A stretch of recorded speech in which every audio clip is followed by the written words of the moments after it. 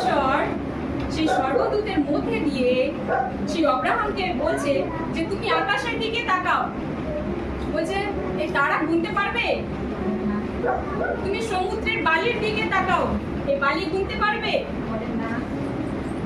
ঈশ্বর বলছে আমি সেই রকম ভাবে আমি তোমাকে সন্তান দেব।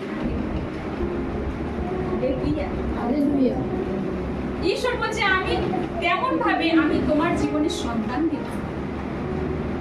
সে অবিশ্বাস করেনি, কিন্তু সে বিশ্বাস করেছে। কিন্তু যখন সারা যখনই এই কথা যখনই শোনে, সারা হেসে ফেলে। আপনারা এই গল্প জানেন যে সারা যখনই এই কথা যখনই শোনে, সারা হেসে ফেলে। কেন জানেন? তার মধ্যে যে আব্রাহামের যে বিশ্বাস ছিল, সেই সারার মধ্যে সেই বিশ্বাস সে কিন্তু ধরে রাখতে পারে, সেই ধৈর্য সে ধরে রাখতে পারেনি। আর সেই জন্য সে কি করে না, সেই স্বর্গদূতের সেই কথা শুনে সে হেসে ফেলে। সে মনে মনে এইটাই ভাবে যে প্রভু আমি এতটাই বয়স হয়ে গেছে, আমার শক্তি ক্ষমতা আমার হীন হয়ে গেছে, আমি কেমন করে সন্তান যোগান দিতে পারি, বা কেমন ভাবে আমি আমি আমি আমি সন্তান উৎপন্ন করতে পারি। আর সেই জন্য সেই সারার মধ্যে সেই বিশ্বাসে ত্রুটি পাওয়া গেছে, সেই বিশ্বাসের মধ্যে ত্রুটি পাওয়া গেছিল। আর সেই জন্য আব্রাহামকে যদি আমরা দেখি পুরনো নিয়মে,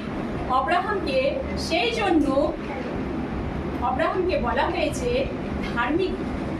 ধার্মিকে গণনা করা হয়েছে। কেন না ঈশ্বরের প্রতি তার এতটাই বিশ্বাস ছিল, ঈশ্বরের প্রতি তাই এতটাই ভালোবাসা ছিল যে ঈশ্বর আব্রাহামকে পুরনো নিয়মে তাকে ধার্মিক গণনা করেছিল এবং তাকে ধার্মিক বলা হয়েছিল।